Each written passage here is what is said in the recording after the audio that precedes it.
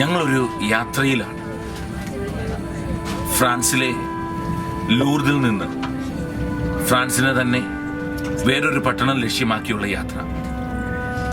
Lourdes Paris train യാത്രയിലാണ് ഞങ്ങൾ കടന്നു പോവുക. ദീർഘനേരമുള്ള യാത്രയായതിനാൽ പലതരത്തിലുള്ള കാര്യങ്ങളിലൂടെ സമയം കളയുവാൻ ശ്രമിച്ചു. വായനയുണ്ടായി, കളികളുണ്ടായി, പാട്ടുപാടി നോക്കി, കൂട്ടായ്മയിൽ പലതും ചെയ്തു നോക്കി. പക്ഷെ എവിടെയോ മനസ്സിൽ ഒരു വിങ്ങല് ബാധിച്ചതുപോലെ, ഉള്ളിൻ്റെ ഉള്ളില് എവിടെയൊരു ശൂന്യത ബാധിച്ചതുപോലെ, എൻ്റെ ഉള്ളം അകം എവിടെയോ കൊളുത്തി വലിക്കുന്നത് പോലുള്ള ഒരു വേദന കടന്നു വരുന്നു. പ്രായമേറുന്നു, സമയം കടന്നു പോകുന്നു. ദൈവത്തിന്റെ പ്രിയപ്പെട്ട ജനമേ, എന്തിനാണ് ഈ യാത്ര? വിശാലമായ പാടങ്ങളും പച്ചപ്പേറിയ വലിയ ഭൂമികളും അതോടൊപ്പം പല സെറ്റുകളും കവർ ചെയ്ത് ട്രെയിൻ മുന്നോട്ട് പോകുകയാണ്. പല സ്ഥലങ്ങളിൽ വെച്ച് പലര് കയറുന്നു, പലരിറങ്ങുന്നു. എല്ലാവരുടെയും മുഖത്ത് തിരക്കേറിയ ഒരു ഭാവം. എങ്ങോട്ടാണ് യാത്രയെന്ന് പലരുടെയും മുഖത്തുനിന്ന് വായിച്ചറിയാൻ പോലും പറ്റുന്നില്ല. ഏതോ ഒരു ശൂന്യത എല്ലാവരുടെയും മുഖത്ത് ഇവിടെ കാണാനാവുന്നു. കടന്നുപോയ കുറെ കുട്ടികളോട് സംസാരിക്കാൻ ഇടവന്നു. വിശ്വാസം എന്തെന്നോ, ദൈവം എന്തെന്നോ, ജീവിതം എങ്ങോട്ടാണ് പോകേണ്ടതെന്നോ പല കുട്ടികൾക്കും അറിയില്ല. ദൈവത്തെക്കുറിച്ച് പറയുമ്പോൾ പലരും കൺഫ്യൂഷനിലാണ്. പകുതി വിശ്വാസം, പകുതി സത്യം, പകുതി തെറ്റാണ് എന്നൊക്കെയുള്ളൊരു തോന്നലിലൂടെ അവർ കടന്നു പോയിക്കൊണ്ടിരിക്കുന്നു. ദൈവത്തിന്റെ പ്രിയപ്പെട്ട കുഞ്ഞെ, ഒരു കാര്യം ഓർക്കുക. ഒരു യാത്രയെക്കുറിച്ചാണ് ഞങ്ങൾ സംസാരിക്കുക. എന്തിനാണ് ഈ നമ്മുടെ ജീവിതം? എവിടെയാണ് ഈ നമ്മുടെ ജീവിതം? ബൈബിള് തുടങ്ങിയാൽ ബൈബിളിന് തുടങ്ങുന്ന ആദ്യത്തെ പുസ്തകം ഉൽപ്പത്തിയാണ്. പക്ഷെ രണ്ടാമത്തെ പുസ്തകം മുന്നോട്ട് പോകുക പുറപ്പാടാണ്. ഒരു പ്രവാസം എല്ലാ മനുഷ്യന്റെ ജീവിതത്തിലുണ്ട്. ദൈവത്തിന്റെ പ്രിയപ്പെട്ട പൈതലെ, ഒരു കുഞ്ഞ് അമ്മയുടെ ഉദരത്തിൽ ജനിക്കുന്ന ദിവസം തൊട്ട് 9 മാസവും 9 ദിവസവും 9 വിനാഴികയും കടന്നു പോകുമ്പോൾ ആ കുഞ്ഞൊരു യാത്രയിലൂടെയാണ് കടന്നു പോവുക. പിന്നീട് ആ കുഞ്ഞ് ഈ ലോകത്ത് ജനിച്ച് അവന്റെ അവസാന ശ്വാസം വരെ ഈ ലോകത്തുനിന്ന് കടന്നു പോകുമ്പോൾ വിടവാങ്ങുന്നേ നശ്വരമുലകിൽ വിടുതി എനിക്കായി നൽകിയ വസതി പാടി തന്റെ ശരീരം ഈ ലോകത്തിന്റെ ഏതോ കോണിൽ 6 അടി മണ്ണിലേക്ക് അവശേഷിക്കുമ്പോൾ അവന്റെ ജീവിതം അവിടം വരെയും യാത്രയാണ്. ബൈബിൾ എടുത്താൽ ബൈബിളിലെ എല്ലാ വ്യക്തിത്വങ്ങളും യാത്രയിലൂടെയാണ് കടന്നു പോയത്. മോശയെ എടുക്കാം, മോശയുടെ ജീവിതം യാത്രയായിരുന്നു. ഒരു വലിയ യാത്രയിലൂടെ ഒരു കൊട്ടാരത്തിൽ ജനിച്ചവൻ വീണ്ടും മരുഭൂമിയിലെത്തി അവിടെ നിന്നുകൊണ്ട് തന്റെ ജനത്തെ 40 വർഷം യാത്രയിലൂടെ നടത്തി. അബ്രഹാം പുറപ്പാട് 12 കാണുവാൻ പറ്റും. നീ നിൽക്കുന്ന ദേശത്തെയും ചാർച്ചക്കാരെയും ബന്ധുക്കളെയും വിട്ട് യാത്ര പുറപ്പെടാൻ അബ്രഹാത്തോട് പറയുക. ബൈബിളിലെ ഓരോ വ്യക്തിത്വങ്ങളും, യാക്കോബ് ആകട്ടെ, ബൈബിളിൽ കടന്നു വരുന്ന അബ്രഹാം ആകട്ടെ, മോശയാകട്ടെ, ജോഷോ ആകട്ടെ, യാത്രയിലൂടെയാണ് കടന്നു പോകുന്നത്. പുതിയ നിയമം കടന്നു വരുമ്പോൾ പൗലോസ്ലീഗയുടെ ജീവിതം മുഴുവൻ യാത്രയായിരുന്നു. 12 ശിഷ്യന്മാരുടെ ജീവിതം മുഴുവൻ യാത്രയായിരുന്നു. നിൽക്കുന്ന സ്ഥലവും ജനിച്ച സ്ഥലവും കിട്ടിയ അനുഗ്രഹങ്ങളും ഒക്കെ വിട്ടുമാറി ഓരോ ജനവും ഓരോ സ്ഥലം തേടി യാത്ര പുറപ്പെട്ടു. ദൈവത്തിന്റെ പ്രിയപ്പെട്ട പൈതലെ, നമ്മുടെ ജീവിതത്തിലും ഇതൊരു യാത്രയാണ്. കാരണം ഒരു കാര്യം ചിന്തിക്കുക, നമ്മളെ രക്ഷിക്കാനായി ഈ ലോകത്തേക്ക് ദൈവം കടന്നു വരുന്നുണ്ട്. പുറപ്പാടിലൂടെ കടന്നു പോകുന്ന അനുഭവത്തിലൂടെ ഓരോ വ്യക്തിയുടെ ജീവിതവും പല സാഹചര്യങ്ങൾ കടന്നു പോകുന്നുണ്ട്. ചെങ്കടല്, ജെറീക്കോ മതിലുകള്, മന്ന പൊഴിക്കുന്ന സാഹചര്യങ്ങള്, ജീവിതത്തിന് നിർണായകമായ സാഹചര്യങ്ങളിലൂടെ ഓരോ വ്യക്തിത്വവും കടന്നുപോയി. ആഹാരമില്ലാത്ത സമയം വന്നു, വെള്ളമില്ലാത്ത സമയങ്ങൾ കടന്നു വന്നു. വലിയ മഹാമാരികളും വലിയ നാശങ്ങളും മരണവും അവരെ ബാധിച്ചു. ദൈവത്തിന്റെ പ്രിയപ്പെട്ട ജനമേ, ഈ യാത്രയിലൂടെ കടന്നു പോകുമ്പോൾ നമ്മുടെ ജീവിതത്തിലും ഇതുപോലുള്ള പ്രശ്നങ്ങൾ കടന്നു വന്നുകൊണ്ടേയിരിക്കും. ചെങ്കടലും ജെറീക്കോയും ജീവിത സാഹചര്യങ്ങളിൽ നാശങ്ങളും മരണങ്ങളും പട്ടിണിയും ജോലിയില്ലാഴികയും നഷ്ടവും നമ്മുടെ ജീവിതത്തിലൂടെ കടന്നു വരും. നമ്മൾ സ്നേഹിച്ച വ്യക്തികൾ, ഉറ്റവർ, ഉടയവർ, നമ്മുടെ ജീവിത പങ്കാളി തന്നെ, എന്തിനേറെ നമ്മൾക്ക് ജന്മം നൽകിയ നമ്മുടെ അമ്മ തന്നെ നമ്മളിന്ന് ഗുഡ് ബൈ പറഞ്ഞത് വരാം. എപ്പോഴും ഓർക്കുക, യാത്ര ഒരുമിച്ചാണെങ്കിലും എല്ലാ വ്യക്തികളും ഒരൊറ്റപ്പെടലിന്റെ ഘട്ടങ്ങളിലൂടെയാണ് കടന്നു പോവുക. ഇന്ന് നിങ്ങൾ ഈ വചനം കേൾക്കുന്നുണ്ടെങ്കിൽ ഒരു മിനിറ്റ് നിങ്ങളുടെ ജീവിതത്തിലേക്കൊന്ന് ചിന്തിക്കുക. Are you really happy? നിങ്ങൾ സന്തോഷത്തിലാണോ? അതോ നിങ്ങൾ ഉള്ളിലൂടെ ഒരു നൊമ്പരത്തിലൂടെ കടന്നു പോകുന്നുണ്ടോ? ദൈവത്തിന്റെ പ്രിയപ്പെട്ട ജനമേ, നോഹ തന്റെ പെട്ടകം പണിത് യാത്രയിലൂടെയാണ് ലോകത്തെ മുഴുവൻ നേടിയെടുത്തത്. അബ്രഹാം തന്റെ ജീവിതം അബ്രാമായി മാറ്റി, അബ്രഹാമിനെ അബ്രഹാമാക്കി മാറ്റി ദൈവം അനുഗ്രഹിച്ചത് യാത്രയിലൂടെയാണ്. ദൈവത്തിന്റെ പ്രിയപ്പെട്ട ജനമേ, ഹൊസൈ എന്ന പേരുള്ള വ്യക്തിത്വത്തെ ജോഷുവാക്കി മാറ്റിയത് യാത്രയിലൂടെയാണ്. നമ്മുടെ ജീവിതത്തിലും ഇതുപോലൊരു മാറ്റം ഒരു യാത്രയിലൂടെ ദൈവം അവകാശപ്പെടുന്നുണ്ട്. നിങ്ങൾ വിശ്വസിക്കുന്ന ദൈവം ആരാണ്? അത് യേശു ആണെങ്കിൽ ഒരു കാര്യം ചിന്തിക്കുക. ഫിലിപ്പിയുടെ പുസ്തകം 2-ാം അധ്യായം 5-ാം വാക്യം ക്രിസ്തുവിന്റെ മനോഭാവം നമ്മൾക്കുണ്ടാകുവാൻ ആവശ്യപ്പെടുന്നു. പിന്നീട് താഴേക്ക് വായിച്ചു വരുമ്പോൾ ഫിലിപ്പിയുടെ പുസ്തകം 2-ാം അധ്യായം 6, 7, 8 വാക്യങ്ങൾ, അവൻ ദൈവമായിരുന്നിട്ടും ദൈവത്തോടുള്ള സമാനത നിലനിർത്തേണ്ടത് ഒരു മഹനീയ കാര്യമായി പരിഗണിക്കാതെ തന്നെ തന്നെ ശൂന്യമാക്കി ദാസന്റെ രൂപം ധരിച്ച് നമ്മളിൽ ഒരുവനായി നമ്മളിലേക്ക് കടന്നു വന്നു. ആകൃതിയിൽ അവൻ മനുഷ്യനെ പോലെ, അതും മരണമുള്ള മനുഷ്യനെ പോലെ അവൻ കാണപ്പെട്ടു. ദൈവത്തിന്റെ പ്രിയപ്പെട്ട ജനമേ, ഇതാ ദൈവത്തിന്റെ കൂടാരം മനുഷ്യരോട് കൂടിയെന്ന് വെളിപാട് 21 വ്യക്തമാക്കുകയാണ്. യേശുക്രിസ്തുവിന്റെ ജീവിതവും ഒരു യാത്രയിലായിരുന്നു.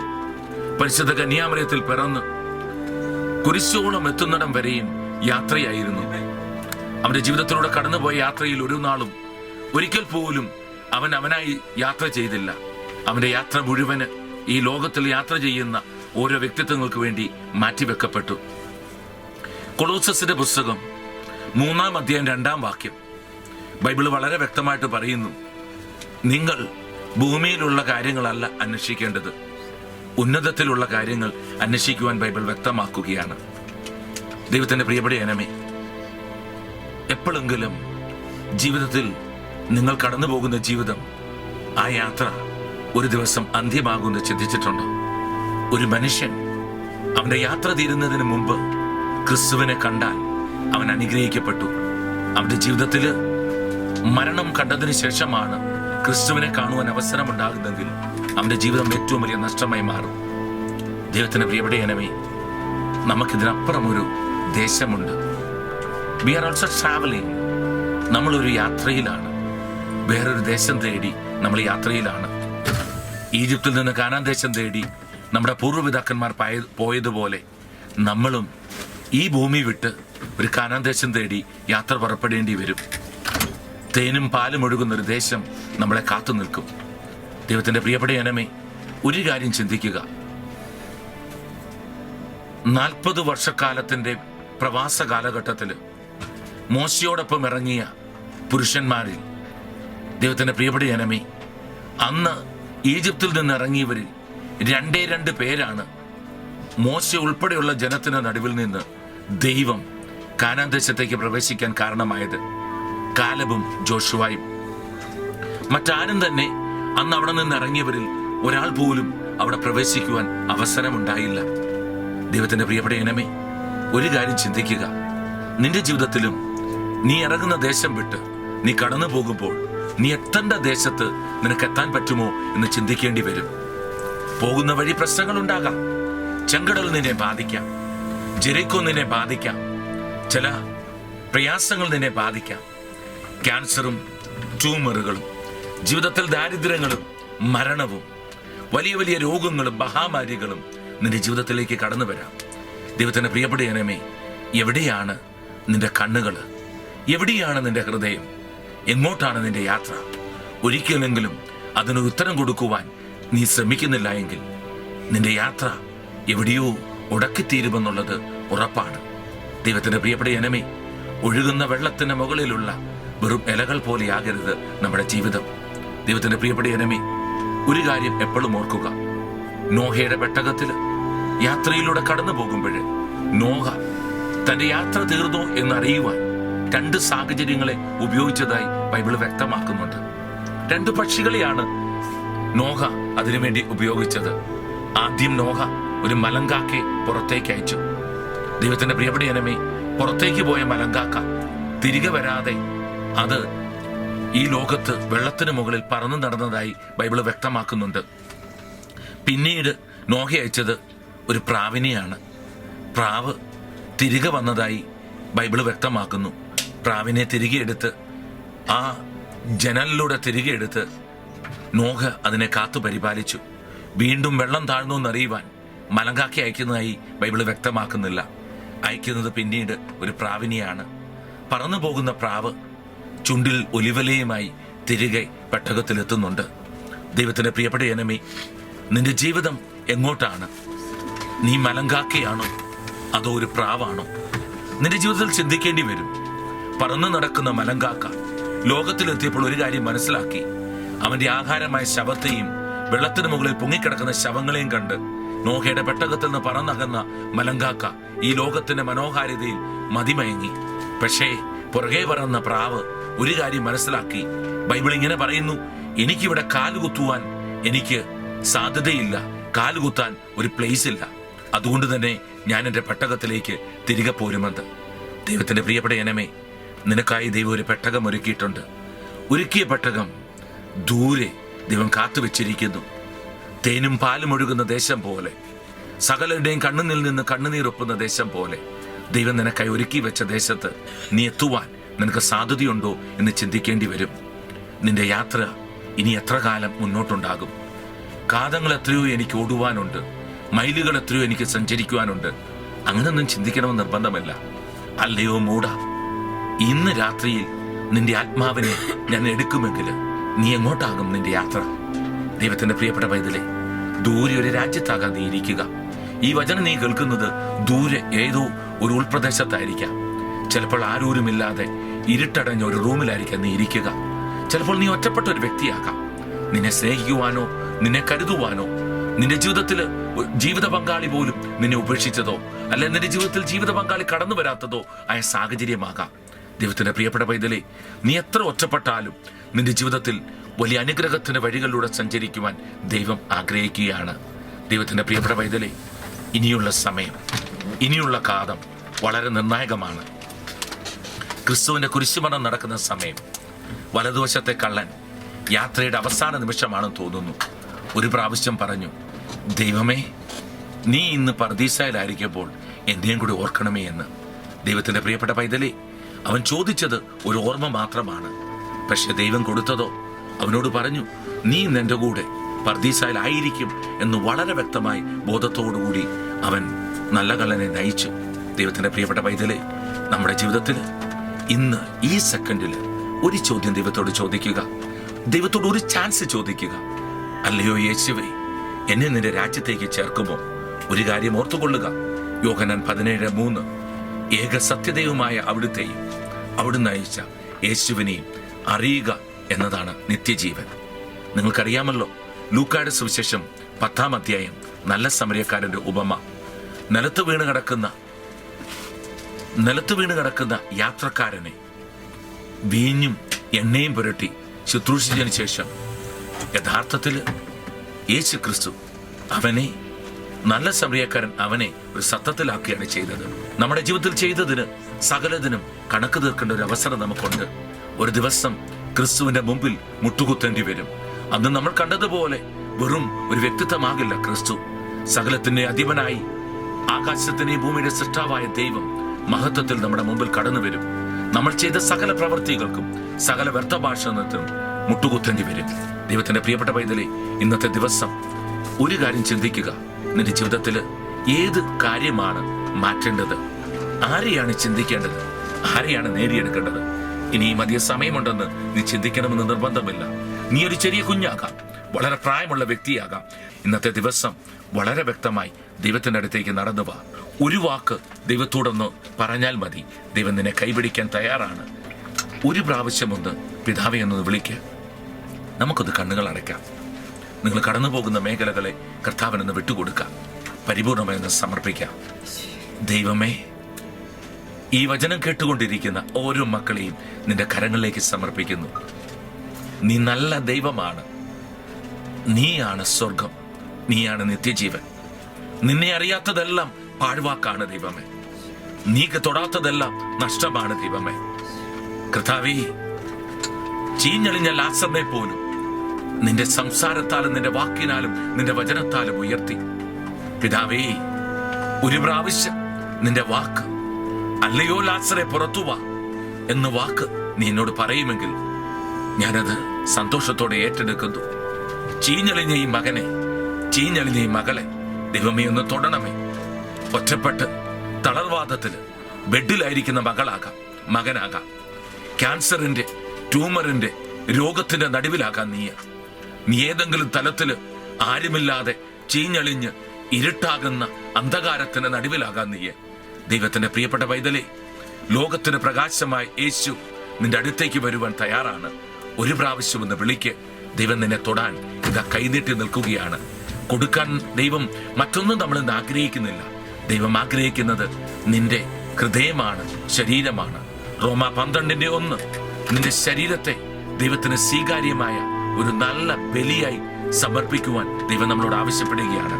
സമർപ്പിക്കുവാൻ നിന്റെ കയ്യിൽ സ്വത്തോ സൗകര്യങ്ങളോ ദൈവം ചോദിക്കുന്നില്ല. ചോദ്യം നമ്പർ 1, നിന്റെ ജീവിതത്തിൽ നിന്നെ തന്നെ ദൈവത്തിന് കൊടുക്കാൻ തയ്യാറുണ്ടോ? ദൈവത്തിന് കൊടുക്കുമെങ്കിൽ നിന്റെ ജീവിതം ധന്യമായി മാറും. ദൈവത്തിന്റെ പ്രിയപ്പെട്ട പൈതലേ, എത്രയോ വിശുദ്ധന്മാര്, എത്രയോ വലിയ വലിയ വ്യക്തികൾ തങ്ങളുടെ ജീവിതത്തിൽ നഷ്ടങ്ങളിലൂടെ കടന്നുപോയ സാഹചര്യത്തിൽ തങ്ങളുടെ ജീവിതം ഒരു പ്രാവശ്യം ദൈവത്തിനൊന്ന് സമർപ്പിച്ചു. അവരുടെ ജീവിതം മാറിമറിഞ്ഞു. വലിയ വലിയ വ്യക്തികളെ ദൈവത്തിന്റെ നടുവിൽ മാറിമറിഞ്ഞതായി വ്യക്തമാക്കുന്നുണ്ട്. ഒരു വലിയ സുവിശേഷ പ്രഘോഷകൻ, അദ്ദേഹം ഒരു ചെരുപ്പ് കുത്തിയായിരുന്നു. എപ്പോഴും ഷൂ പോളിഷ് ചെയ്യുകയും ഷൂ ഷൈൻ ചെയ്യുകയും ചെയ്തുകൊണ്ടിരുന്ന ഒരു വ്യക്തി.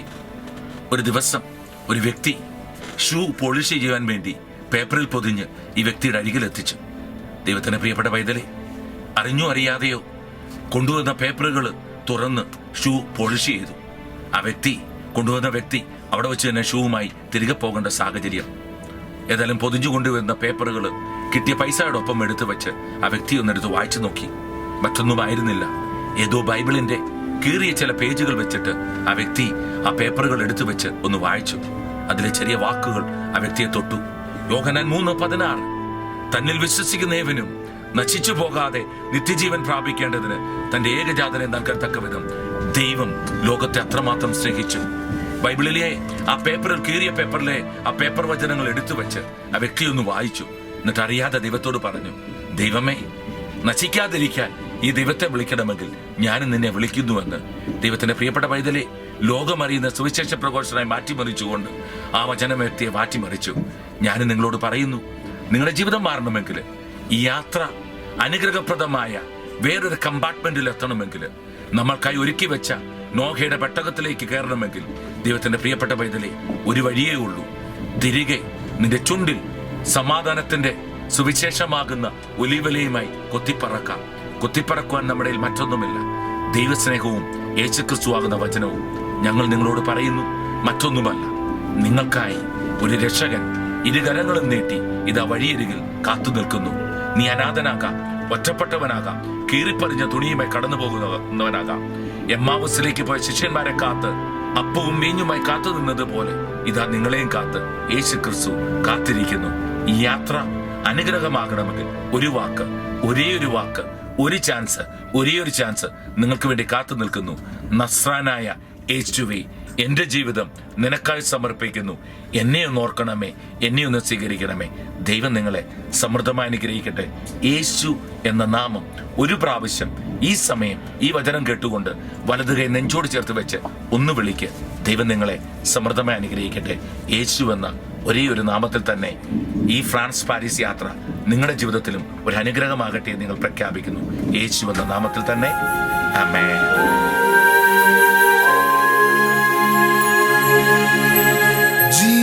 Jesus, oh my Jesus, Jesus, Son of God. Jesus, oh my Jesus, oh Lord Jesus, Son of